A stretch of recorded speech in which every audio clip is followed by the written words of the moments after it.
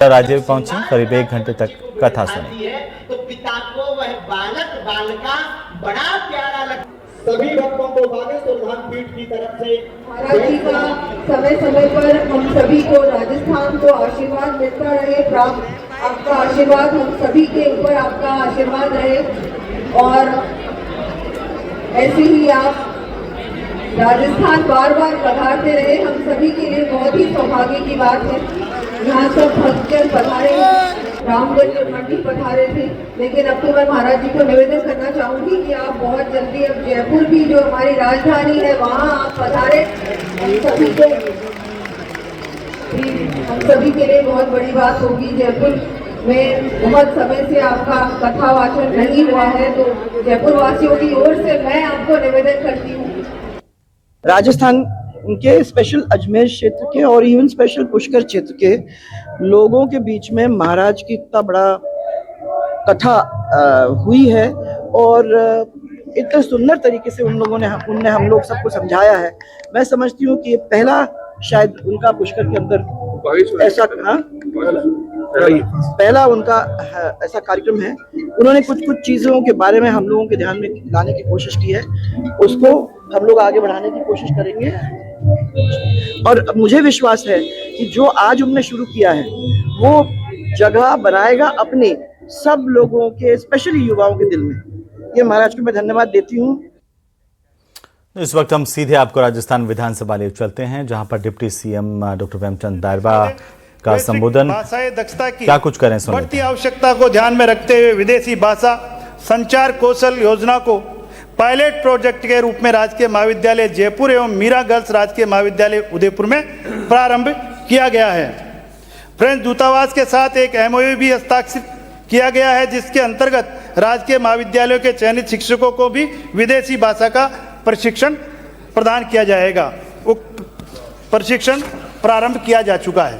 माननीय हमारे अध्यक्ष महोदय, माननीय मुख्यमंत्री जी की पहल पर भारत सरकार ने समन्वय स्थापित कर शिक्षा मंत्रालय भारत सरकार द्वारा स्थापित English and foreign language university Hyderabad से विभिन्न विदेशी भाषाओं में राजकीय महाविद्यालय के विद्यार्थियों को ऑनलाइन ऑफलाइन प्रशिक्षण प्रदान करने हेतु कार्रवाई की जा रही है।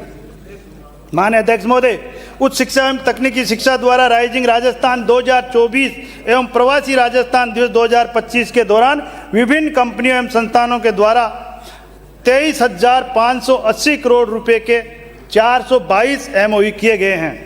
माननीय अध्यक्ष महोदय, इन एमओयू का उद्देश्य विद्यार्थियों को रोजगारपरक कौशल, वित्तीय साक्षरता, मानसिक स्वास्थ्य तथा अवसंरचना विकास एवं सुदृढ़ीकरण सहित विभिन्न क्षेत्रों में कौशल प्रशिक्षण प्रदान किया जाएगा। 320 करोड़ रुपए की। तो वहीं विधानसभा में बोलते हुए वन और पर्यावरण मंत्री संजय शर्मा ने आज कई बड़ी घोषणाएं की। उन्होंने बताया कि प्रदेश के हर जिले में श्री राम वाटिका विकसित की जाएगी। एक जिला एक प्रजाति योजना के तहत सीड बैंक भी स्थापित किए जाएंगे ताकि स्थानीय जैव विविधता को संरक्षित किया जा सके। मुझे बताते हुए खुशी है कि कोटा, जयपुर और उदयपुर, इन 3 जगह ये जोधपुर संभाग में ये वन मेले आयोजित किए गए हैं और आने वाले समय में इस प्रकार के मेले जिला स्तर पर भी किए जाएंगे।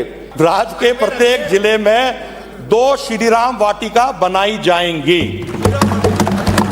अटल वन शाहपुरा जयपुर में भारत रत्न पूर्व प्रधानमंत्री श्री अटल बिहारी वाजपेयी जी की आदमकद प्रतिमा स्थापित की जाएगी। राज्य सरकार द्वारा पूर्व में 16 जिलों में किसानों की फसलों को नुकसान पहुंचाने वाले जंगली सुअरों के संबंध में आदेश पारित किया गया था, जिसे अब संपूर्ण प्रदेश में लागू किया जाएगा। वन विभाग में कार्यरत फील्ड स्टाफ और दूरस्थ एवं दुर्गम वन क्षेत्रों में गश्त एवं सतत निगरानी हेतु इसी वित्तीय वर्ष में 460 मोटरसाइकिल उपलब्ध कराने की मैं घोषणा करता हूं। वन एवं वन्य जीवों की सुरक्षा एवं वन अपराधों की रोकथाम हेतु क्षेत्रीय वन अधिकारी एवं वनपाल को ग्लोव पिस्टल तथा प्रत्येक नाके पर 2-2 SLR राइफल इसी वित्तीय वर्ष में दिए जाने की मैं घोषणा करता हूं। धौलपुर, करौली, सवाई माधोपुर, अलवर जिलों में रैपिड रिस्पांस टीम का गठन एवं वन्य जीवों के रेस्क्यू बाबत प्रत्येक जिले को राशि 90 लाख रुपए का आवंटन किया गया है। इसमें रैपिड रिस्पांस टीम बाबत एक वाहन एवं आवश्यक उपकरणों की व्यवस्था की जाएगी। उधर विधानसभा में जनजातीय एवं उच्च शिक्षा की अनुदान मांगों पर चर्चा के दौरान उपनेता प्रतिपक्ष रामकेश मीणा की आरएसएस पर की गई टिप्पणी से सदन में हंगामा हो गया। मीणा ने कहा कि जब आदिवासी समाज आजादी की लड़ाई में गोलियां खा रहा था तब संघ के लोग कहां थे, और 4 नेताओं के नाम बताने की चुनौती दी जिन्होंने स्वतंत्रता आंदोलन में भाग लिया हो। इस पर मंत्री अविनाश गहलोत ने पलटवार करते हुए कहा कि आरएसएस कांग्रेस के ताबूत में आखिरी कील साबित होगी। ये लोग फांसी के फंदे पे झूल रहे थे और जनजाति के लोगों पे गोलियां चल रही थी। पूरा आदिवासी समाज देश को आजाद कराने के लिए सड़कों पर उतर करके आंदोलन कर रहा था। उस समय ये आरएसएस के लोग कहां थे? एक का भी नाम बताइए मुझे आप ऐसा है, आप सुनिए जरा, आपको मैं चैलेंज दे रहा हूं, आपको मैं ये चैलेंज दे रहा हूं। आप 4 आदमियों के नाम बताइए, तुम्हारी कांग्रेस आप 4 आदमियों के नाम बता दीजिए जिन्होंने वंदे मातरम का नारा लिया। कांग्रेस पार्टी में आप माननीय सभापति जी, कांग्रेस 4 आदमियों का नाम बताइए। ताबूत आप में 4 आदमियों का नाम बता ठोकने का काम करेगा। नहीं बता पाओगे। इस तरीके से बेबुनियाद बात करके आपको क्या लेना देना आरएसएस से, जिसका विरोध आप करते हो? क्या लेना देना आपको आरएसएस से? बैठ जाऊंगा। क्या लेना देना आपको आरएसएस से? सुनिए, आप डिमांड पे बोल रहे हैं, सुनो, आपके पास डिमांड पे बोलने के लिए नहीं। तो वहीं अपने भाषण के दौरान विधानसभा में वन मंत्री संजय शर्मा ने नेता प्रतिपक्ष टीकाराम जूली की चुटकी ली और कहा कि जूली फ्लोरा को राजस्थान से उखाड़ कर फेंक देंगे। मंत्री जी ने जो जूली फ्लोरा को, लेंटाना को और कांग्रेस घास को उखाड़ने की बात करी है, वो वन विभाग पूरी मुस्तैदी से जुटा हुआ है और हम जब तक शांत से नहीं बैठेंगे जब तक हम जूली फ्लोरा को राजस्थान से उखाड़ के नहीं फेंक देंगे। उधर ब्यावर शहर के चमन चौराहे पर सोमवार की देर शाम को एक रिहायशी मकान में भीषण आग लगी। जानकारी के मुताबिक ये स्वर्गीय अमृतलाल भाटी के मकान के दूसरे माले पर बने कमरे में ये आग लगी थी। इसे देखते ही देखते बिस्तर कपड़ों को अपनी चपेट में ले लिया। वहीं परिजनों ने बाहर निकलकर दमकल को भी सूचना दी। दमकल की गाड़ियां मौके पर पहुंची।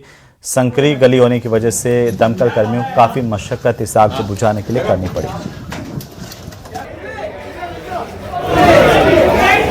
देखा तो काफ़ी सकड़ी गली थी। वहाँ पे इस मकान में कांता देवी नाम की एक लेडीज़ और 3 बच्चे जो रहती है। ऊपर देखा तो पूरा ऊपर का जो फ्लोर था, तीसरा फ्लोर, वो पूरी तरीके से आग से जल रहा था। हमारी टीम ने आकर उसको बहुत स्पीड से कंट्रोल किया, ताकि सबसे बड़ी हमारे सामने समस्या थी कि ये अगर इस आग को तुरंत कंट्रोल नहीं करते तो ये तीसरे मंजिल से जो पट्टियों का मकान था, जो पट्टियाँ नीचे गिरते हुए पूरे मकान को तहस नहस कर देती थी, आसपास को काफ़ी नुकसान करती थी। तो वहीं कोटा महोत्सव के तहत चंबल रिवर फ्रंट पर कोटा दंगल का आयोजन हुआ, जिसमें प्रदेश भर से महिला और पुरुष पहलवानों ने भाग लिया। हनुमानगढ़ की मोनिका ने राजस्थान महिला केसरी और भरतपुर के दीपक ने राजस्थान केसरी का खिताब जीता है। राजस्थान राज्य कुश्ती संघ के अध्यक्ष राजीव दत्ता ने पहलवानों को सम्मानित किया। चंबल रिवर फ्रंट के वेस्टर्न घाट पर आयोजित कोटा दंगल में पहलवानों के बीच जबरदस्त प्रतिस्पर्धा देखने को मिली। दर्शकों ने भी इस दंगल का भरपूर आनंद उठाया। अच्छा लग रहा है। आज मेरी 3 बाउट हुई थी, पहली, दूसरी और तीसरी अभी फाइनल जो भीलवाड़ा के साथ हुई थी, उसमें मैंने उन्हें 8-1 से हराया है और राजस्थान केसरी का खिताब जीता है। ये दंगल बहुत ही अच्छा करवाया जा रहा है। ये ऐसा नहीं है कि अभी पहली बार करवाया है, एक बार पहले भी दंगल करवाया है, जिसकी वजह से हमें लड़ने का अच्छा मौका मिल रहा है अपने ओपोनेंट के साथ भी, ऊपर नीचे हर वेट के साथ, और कॉन्फिडेंस लेवल भी अप हो रहा है। देखिए, आज कोटा महोत्सव में दंगल इनामी प्रतियोगिता का आयोजन किया गया।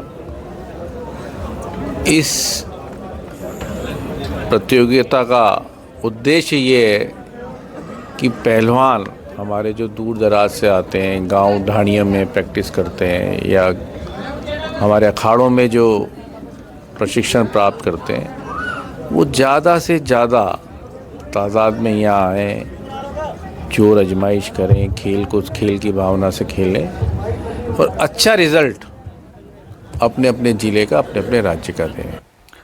चूरू के सादुलपुर क्षेत्र में राजगढ़ झुंझुनू स्टेट हाईवे पर स्थित लंबोर बड़ी टोल प्लाजा हटाने की मांग पर ग्रामीणों का धरना दूसरे दिन भी जारी रहा।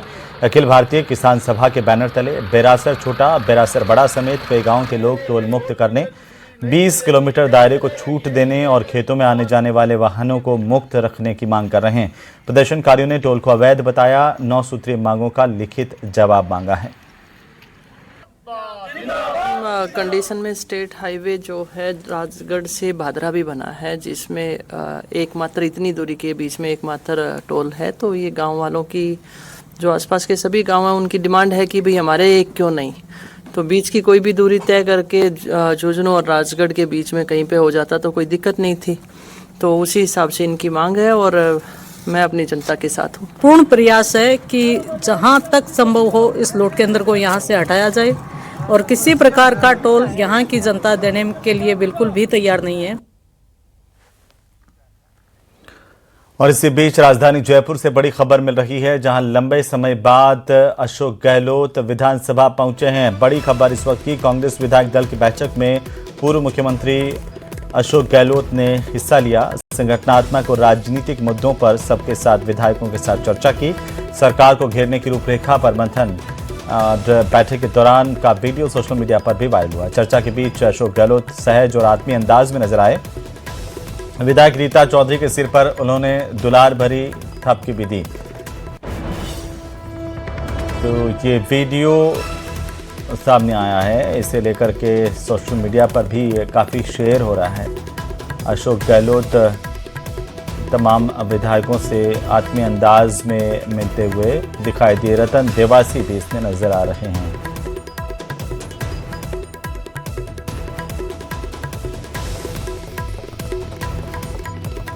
तो अशोक गहलोत ने सभी के साथ सरकार को घेरने की रणनीति पर मंथन किया है। इस दौरान रीता चौधरी से मिलते हुए उनका वीडियो, रीता चौधरी ने कहा कि मेरे सर पर हाथ नहीं रखा, तो उन्होंने दोबारा पलट करके रीता चौधरी के सर पर हाथ रख करके आशीर्वाद भी दिया है।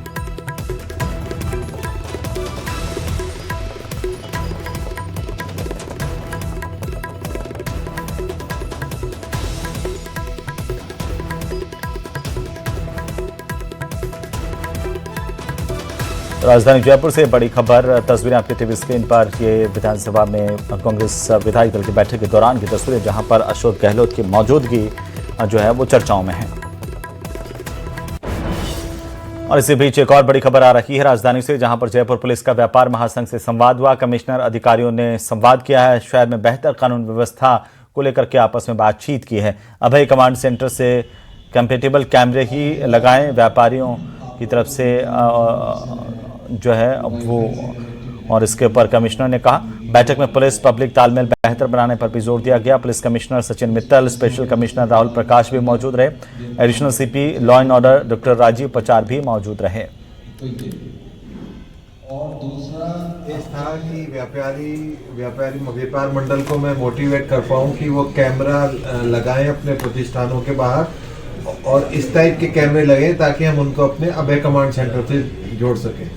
तो अभय कमांड सेंटर के जुड़ते ही मॉनिटरिंग काफ़ी अच्छी हो जाती है, और कोई क्राइम हो रहा हो उसका उस समय पता चल जाता है, और क्राइम हो चुका हो तो बाद में उस डिटेक्शन में बहुत मदद मिलती है। तो हमारा मेन उद्देश्य यही है कि इस तरह के कैमरे लगें जिनको कि हम अभय कमांड सेंटर से इंटीग्रेट कर सकें।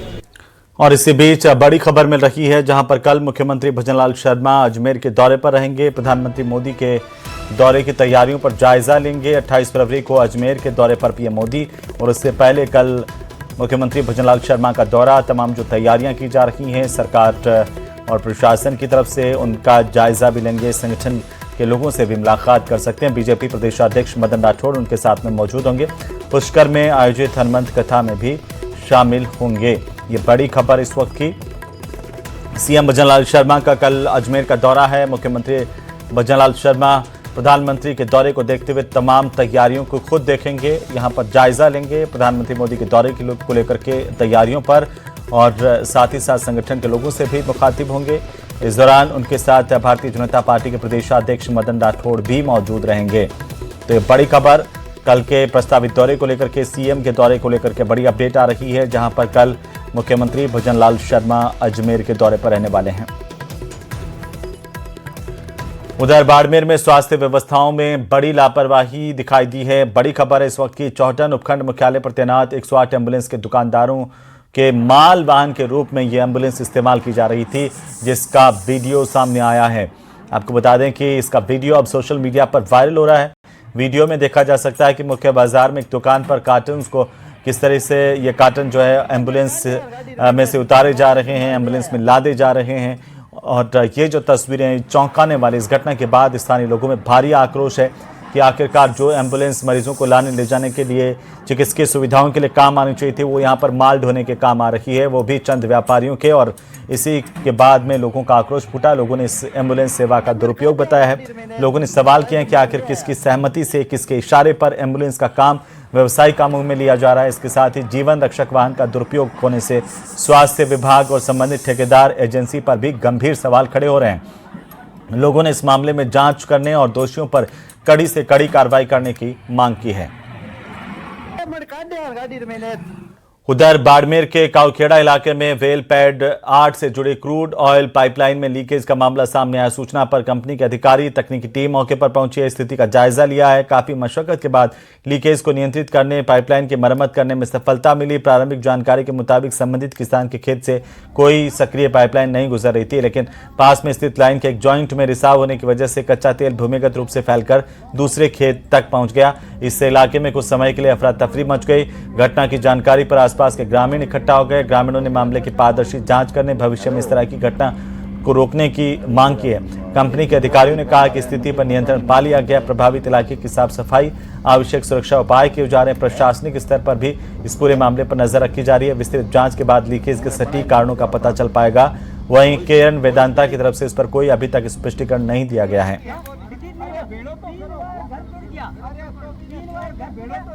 उधर नागौर में पुलिस ने ऑपरेशन नीलकंठ के तहत अवैध मादक पदार्थों के खिलाफ बड़ी कार्रवाई की है। खींवसर थाना इलाके के पांचला सिद्धा गांव में हिस्ट्री शीटर और कुख्यात तस्कर को गिरफ्तार किया गया है। ये रिपोर्ट देखिए।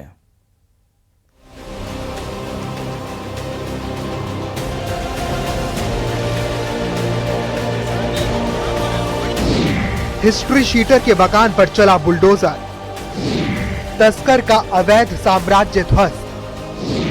ऑपरेशन नीलकंठ के तहत पुलिस का एक्शन।